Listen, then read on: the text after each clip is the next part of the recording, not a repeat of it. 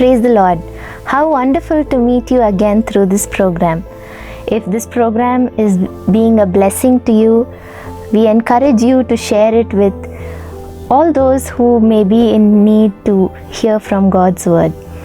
Even today, it's my joy to share with you something new that the Lord has taught me, especially during this time of lockdown. In this world, if you see, the Lord has given us this powerful thing called choice to mankind. It's actually a very big deal to have the power to choose. You may not know it, but even before you even realized, you have been choosing different things, in your life. And sometimes even when people say, I had no choice, in a very different way, they really do have a choice. So let's see more today from God's word, what it means to have a choice and how to make the right choice. In the Bible, we see this incident where Jesus is in the house of his friends in Bethany, the house of Mary, Martha, and Lazarus. So because Jesus is in their house as a guest, Martha is so busy making preparations for the Lord, and Mary is so busy sitting at the feet of Jesus Christ and listening to him speak. Now there comes a point when Martha is so frustrated that she herself comes to the Lord and says, Lord, why don't you tell Mary to come and help me with these preparations? And you know what the Lord Jesus Christ said? He said, Martha, you're worrying about so many things, but only one thing is important, which Mary has chosen, the right portion, which will never be taken from her. In a way, the Lord Jesus was telling Martha, Martha, you're doing unnecessary things to please me. You should actually be doing what Mary is doing right now, sitting at my feet. We all go through these situations where we don't know if what we are doing is the right thing. The Lord has given each one of us the power to choose. Now, how we make that decision, how we make that choice depends on who we are surrounded by and what influences us, what we hear, what we see, what we associate ourselves with. That's what influences the choice we make. That's what teaches us whether it's right or wrong. Now, as we see in this story, in the Bible, throughout we see the Lord God telling the people of Israel also. In Deuteronomy chapter 30 verses 15 through 20, we see the Lord is telling the people of Israel, I have kept blessings and curses before you, life and death. Now choose life. The Lord is telling the people, I have kept a choice before you. You must make the choice. Even today, whatever you're going through, you have a choice. You must remember that. You have the choice to be either bitter and angry about things, or you also have the choice to rejoice in the Lord even though you're going through tough times or good times. It's your choice. How you react is your choice. You do have control over it. As we see in this story, Martha is doing all these preparations out of so much love. Who wouldn't do these preparations if you have Jesus for a guest? We would all do that, right? But even here, the Lord makes a distinction between doing the right things that please Him the most.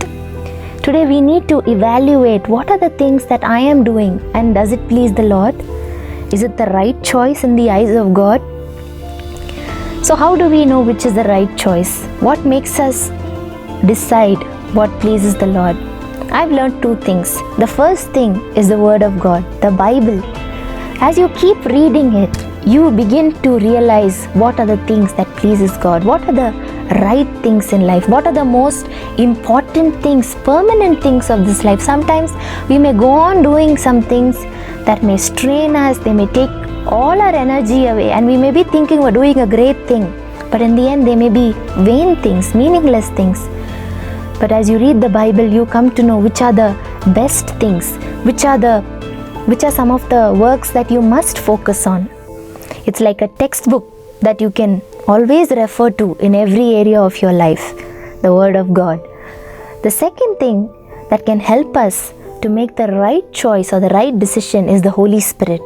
The Holy Spirit of God who lives in us when we invite Him into our lives, He prompts us, He teaches us which is the right thing. He always convicts us in our spirit, in our conscience, always giving an indication. No, this is the right thing. No, this is the wrong thing. Don't do this. Don't make this choice.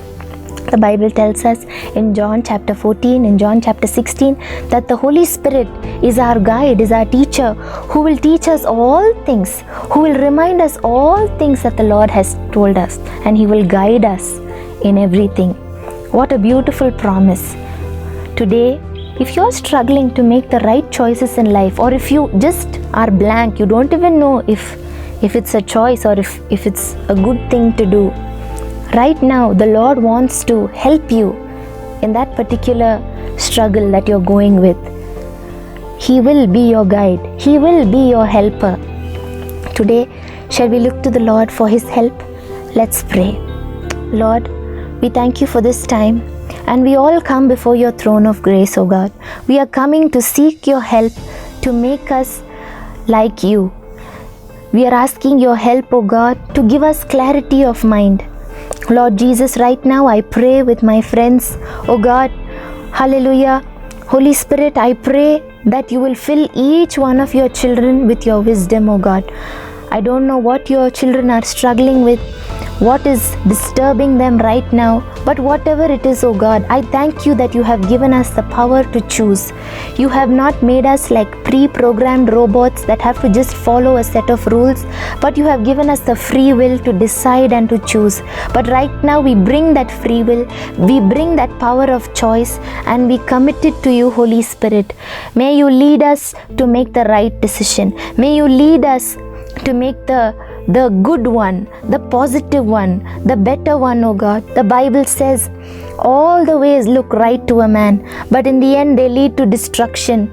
Father, we don't want to choose a way that looks like that. We want You to guide us, for You know all things, O God. You know the end from the beginning. So Father, right now, each one of my brothers and sisters, even if they are struggling right now, which course do I choose to study? Which college do I apply for? Which job should I choose? What should I take up as a career? What shall I do? What is my calling? Which do I pursue in life?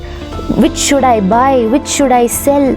Oh, hallelujah. All these difficult questions of life. Whom should I marry? Lord, all the children who are struggling with these questions, Father, I pray that You will give them Your divine wisdom, O God, Your divine counsel, O Master. May it come from heaven right now, O God. May they choose the right portion in all they do, O God. Give them the wisdom to prioritize well, to choose the ones that are permanent in Your sight, O God, to choose the things that lead them to eternal life. We know that You're going to do great things as Your children are reading Your word, as they require and ask of Your help, O Lord. I pray, Holy Spirit, that You will teach them Your ways. I pray that their eyes will be opened, O God. And if there's anybody who is right now feeling sorry for wasting their time, for not giving You the first priority, for not doing the things that pleases You, for giving the wrong reaction, for responding to situations in a bitter and harsh way, Father, we pray that You will forgive us and change us to be more like You. Thank You for teaching us from Your word. We give You all the praise. In Jesus' name we pray. Amen.